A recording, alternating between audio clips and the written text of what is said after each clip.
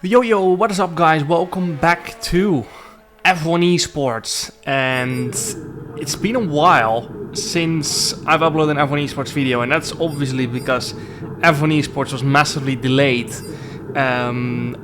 Anyway, and then also between event 1 and 2 there was almost a half-year gap. As you can see here, the first round we got P2 after starting P9, so that was a great race.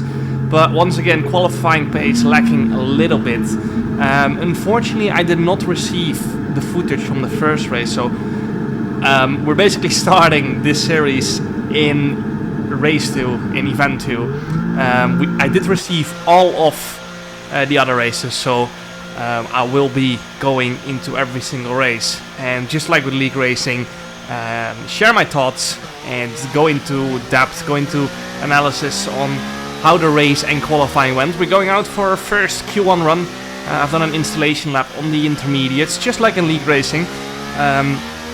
In general, league racing and F1 Esports is incredibly similar, simply due to the fact that it's the same format, full qualifying, 50% race, and yeah, they're basically all the same drivers. I think 90% of the drivers are the same. Sometimes there's like some drivers swapping in and out, but in general it's always the same drivers. It's just that the preparation that went into this event was a little bit crazy because F1 Esports was so delayed. The reasons for this I don't know myself as well. It's not like I can't say anything, but I genuinely don't know why this was delayed so much. I know why the first one was delayed, which was like contract reasons, but this one I actually had no idea. I think maybe they were just struggling sorting everything out. But yeah, I'm not sure.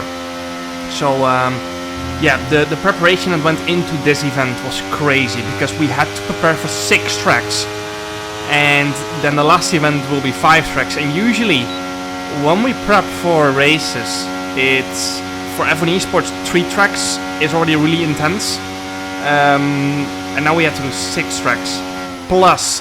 Most of the tracks we're racing on, rain has quite a big possibility. We're racing on Silverstone,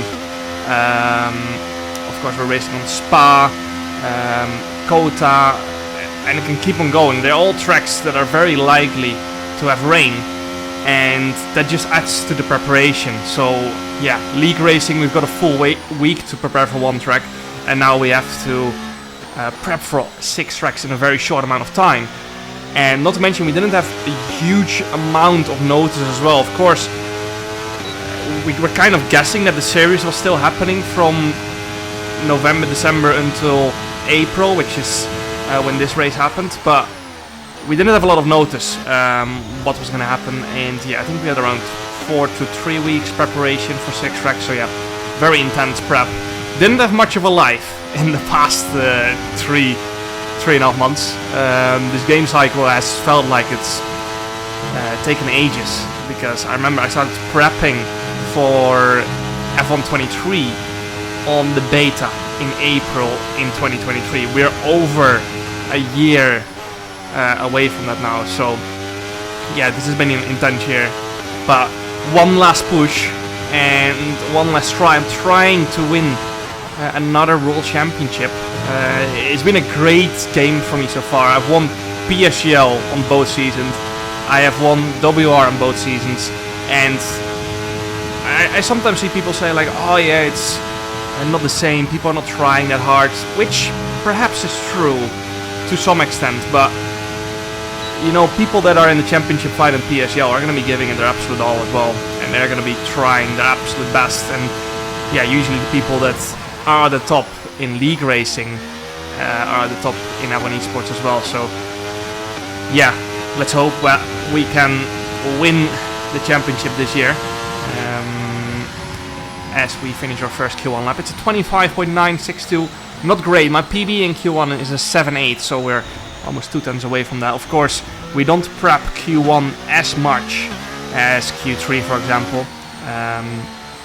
I always really focus on trying to do everything as spread out as possible.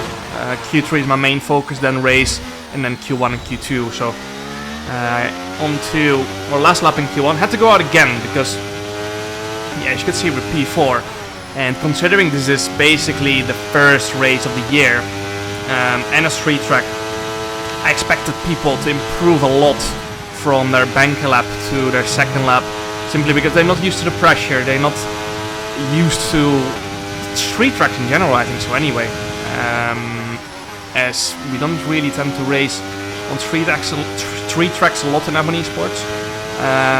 This is due to the concern of wall riding, so that's why the stewards implemented a rule where if you even slightly brush the wall on any lap, they will delete it. Now, they obviously said this, but they did not adhere to that rule at all. There were loads of people that hit the wall really hard and got away with it. I think I can say this now. I obviously couldn't say this before, but you'll probably see on Jake's videos, if he does upload them, I'm not sure, that he absolutely clattered the wall and got away with it. His lap time stood. And I know more people that hit the wall and just got away with it, so that was a bit frustrating. Anyway, what's not frustrating is that lap, because that was an absolute banger of a lap. Half a tenth faster than my personal best. And in P1 by a tenth to Freddie Rasmussen, or teammate Jake Benham in P3. So yeah, that was solid, and that's going to give me confidence into Q2. Now, didn't hit the wall there, of course, so that was a great lap. Yeah, really happy with that. Let's hope we can carry that momentum into Q2. This is our used tire run, just setting a banker on the board, and this is not going to be a great lap, of course, as it's a long track, tire wear is quite high, it's the C4 compound, so relatively soft, and that means that the tires are going to be suffering. I think I made quite a few mistakes on this lap as well, but still finishing it anyway. We've got enough time to finish it, and it's at 26.383, so 6.5 tenths, 6.8 tenths away from our,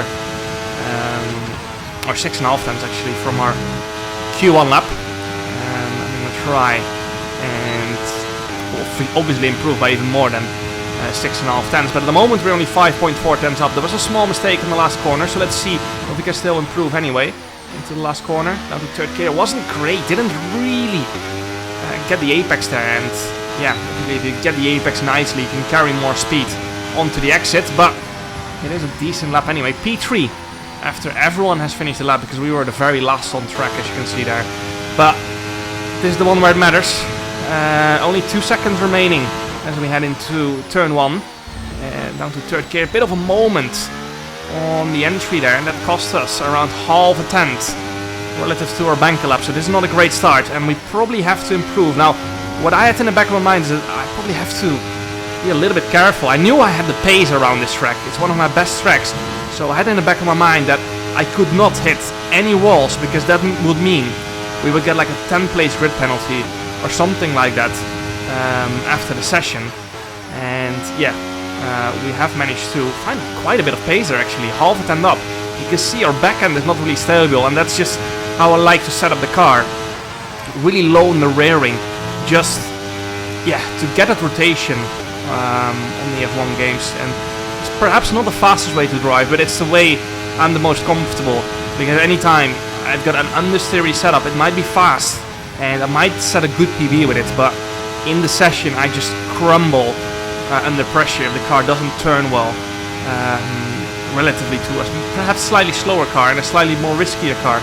But you can see now we're P11 into the final corner, and decided to absolutely send it, because I knew I had to improve in order to get into Q3. Half a tenth up as we go up to the line. DRS open, we've dropped to P13, and it's not enough.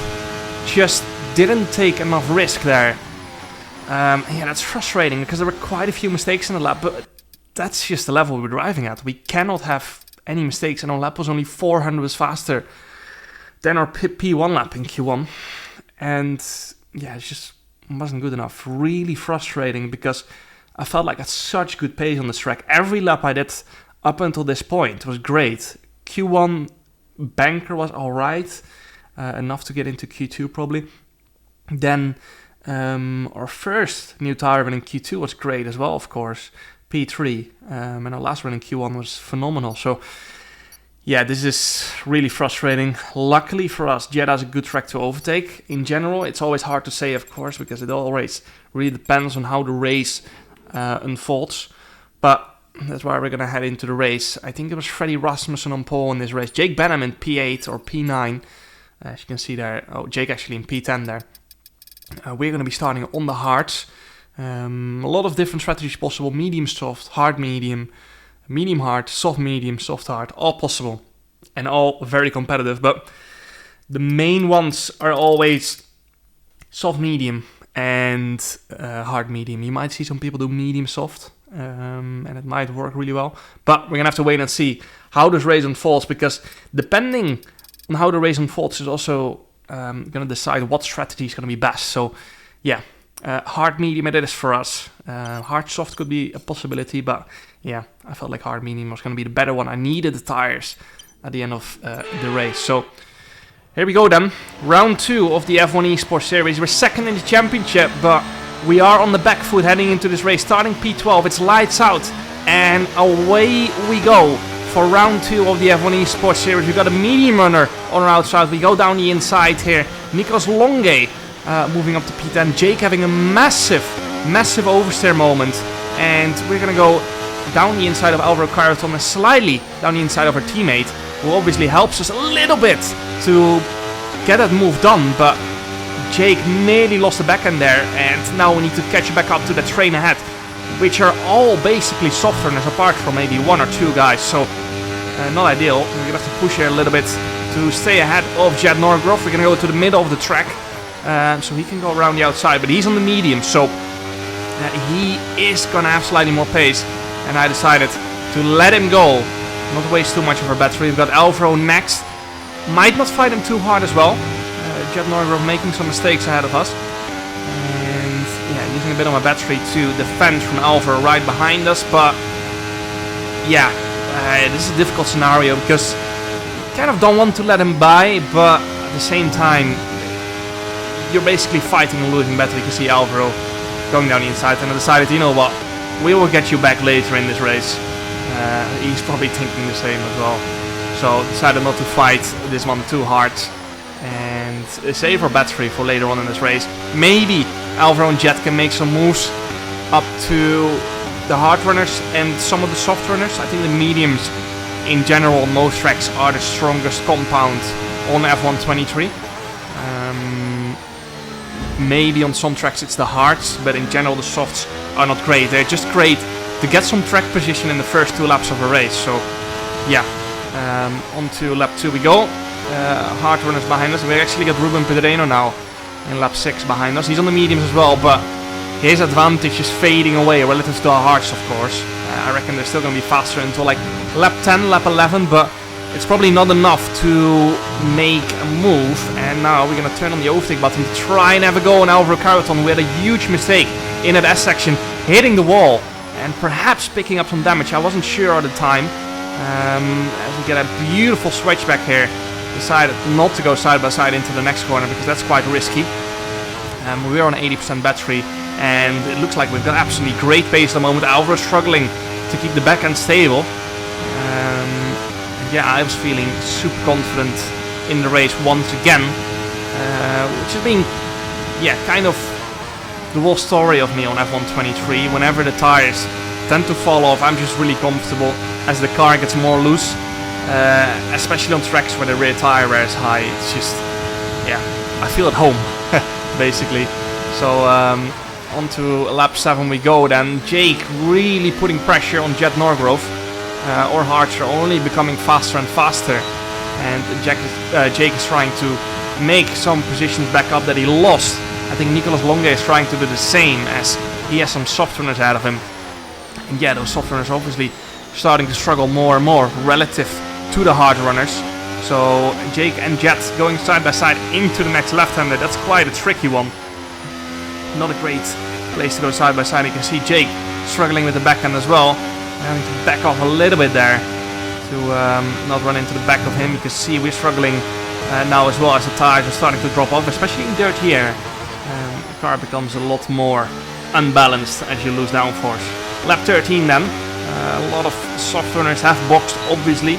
I think the softs cannot even make it 13 laps into the race, so that are just hards and medium runners boxing, as I have to do a little bit of lift and coast. I really pushed it with the fuel in this race, so I had to do like lift and coast like 3 or 4 times. Obviously you want to put as little fuel in as possible without having to do lift and coast, but sometimes, yeah, you just take it a little bit too far and you have to do a tiny bit of lift and coast. But yeah, doing 3 or 4 lift and coast is really easy because there's always gonna be scenarios in an F1 Esports race or a league race where you do not want to pass someone and you just want to stay behind in the train to not cause chaos, or you don't want to go for an overtake. Yeah, those are great times to do some lift and coast, so that's what we did right there.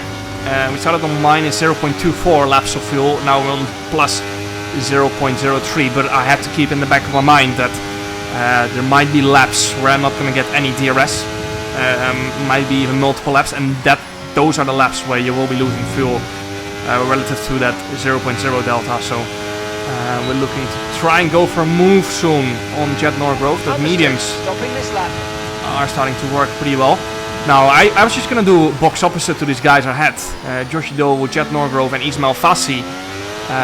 Josh on the hards, Jet on the mediums, and I think Ismail on the medium as well. I decided to stay out another lap and yeah, just use the DRS advantage. I didn't want to box and come out right behind 3 people. That's basically a way to ruin your race.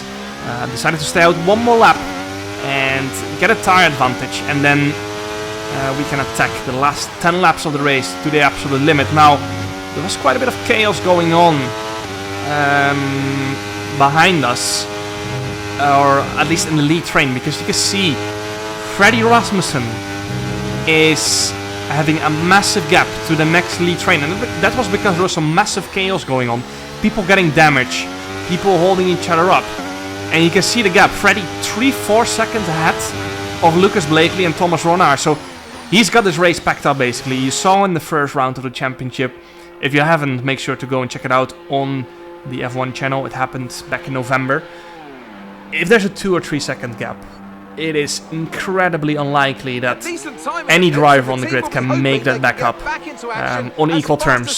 So if the tires are equal, or the ERS is equal, or both are equal, it's very unlikely because everyone in F1 Esports is so closely matched. Even if you have a complete race distance that you complete and there's like 3, 4, 5 second difference in that, that's huge.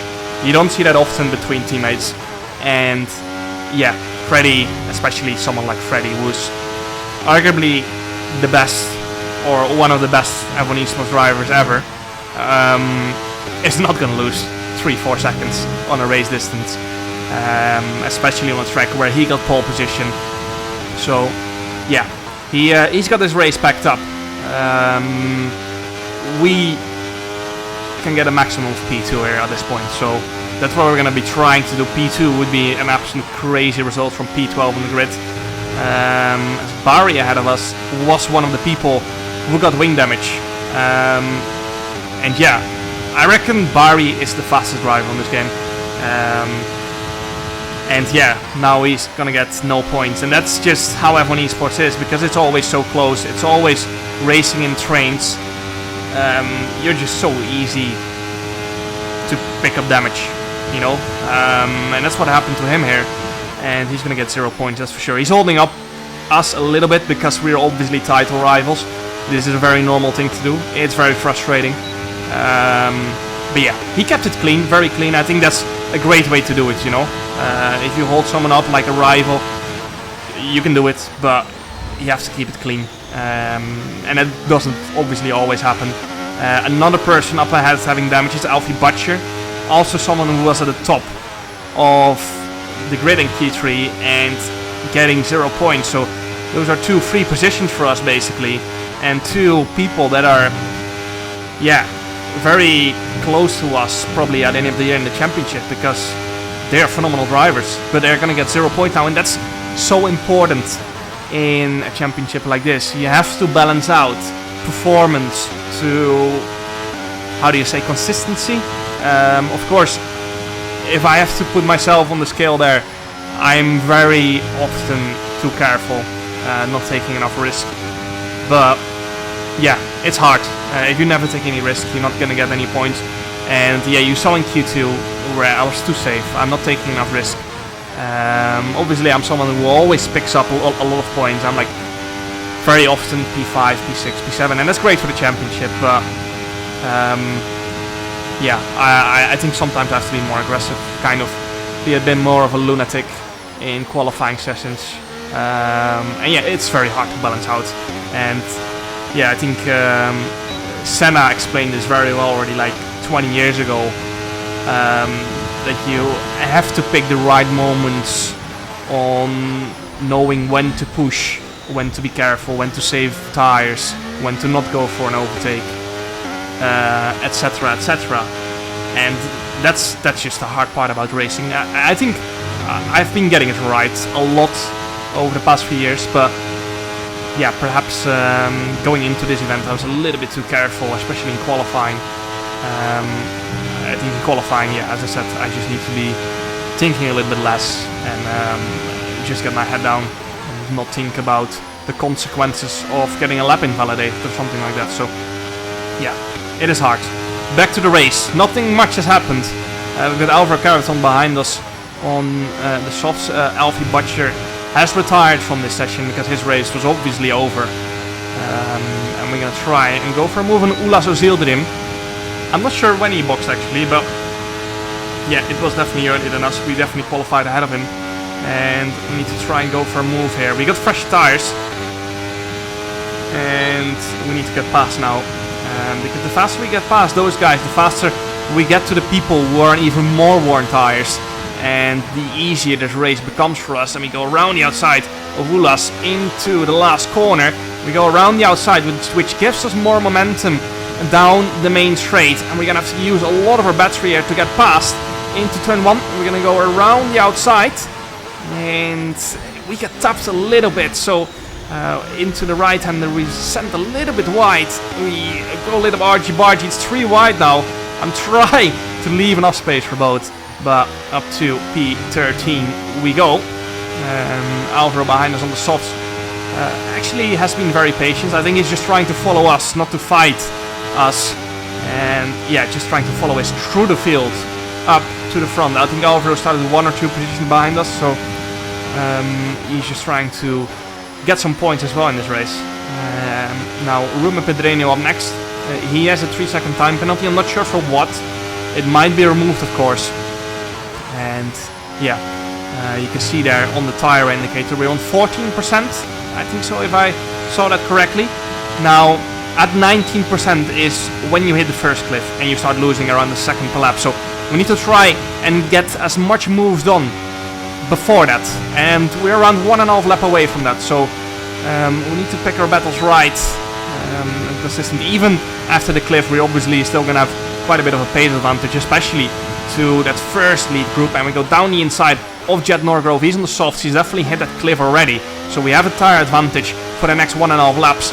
And yeah, you can see he doesn't have any battery left. So this is going to be quite an easy move into turn 1. And now we got Ruben Pedreño on the softs ahead of us as well. However, we do not have a lot of battery left. I have to go a little bit wide there, not to get tapped around. And yeah, they lost a little bit of time, but obviously that's better than getting spun around. Always have to be really careful with people overshooting corners, and that's just the reason why everyone runs TCAM as well. It's not necessarily a pace advantage, it's just in scenarios like that where you can see so much more. It's just an advantage to have a camera like this. It's much easier in wheel-to-wheel combat as well. So now we need to try and get past Ruben Pedreño. You can see we have a lot more grip. Honestly, I could have made a move there perhaps. Would have been a little bit tight into the next right-hander, but it would have been possible. But decided not to take too much risk, and now we're going to turn on the overtake button, I think halfway down the straight, just to take a little bit more advantage of the slipstream, and we go around the outside, and looks like we're just running a lot lower wing than most people anyway. So that's obviously going to help us getting those moves done. Brendan Lee and Josh Idowu up next. Josh starting on the hards as well. Boxed a lap earlier than us, of course, and now we're right behind him again. So yeah, I reckon it was the right decision to stay out another lap. Again, a lot of people using their battery, but almost swiped, I think so, into that last corner. But yeah, got lucky. It was 3 wide there actually behind us. It was quite a bit of argy-bargy. And I think they're still going 3 wide behind us, so decided to sit back a little bit here behind Josh. I was hoping he was going to make a move. You can see how much chaos is going on. I felt like I was almost getting taken out in turn 2 there. And then also Alvaro rejoined the track, getting like a 10-second penalty. I'm not sure what happened there. But on to lap 22, decided to recharge my battery a little bit so we could go on the attack on Brandon Lee. We're going to turn on the overtake button. And yeah, with those lower wings, this is going to be quite an easy move around the outside into the final corner and up to P10. Just weaving a little bit to say thank you for Brandon for not fighting us too hard there. But yeah, behind us they're going at it again. Alvaro with a big penalty. Josh going wide there. We go down the inside of Joshi though. He has only 1 lap all the tires on us, so this is not going to be an easy pass for sure, but we've got a lot of battery going into the final 2 laps of this race, 60% as we come across the line, and we go down the inside of Josh here, which turns to the outside. However, Josh got tapped around by someone behind him there, and yeah, that helped us massively, of course, with getting that overtake done. I reckon if you're around the outside in turn 2 and you're on equal terms coming out of the exit, the car on the outside has quite a big advantage. Because you build more momentum, and because it's quite a tight corner, usually you end up in front. So I think we would have gotten the move done anyway. But yeah, Josh getting taken out helped nonetheless. So on to the last 1.5 laps of the race. Again, we're doing great on ERS, 60% going on to the next race. We're going to get DRS once again. Kind of hoping for some incidents as well, of course.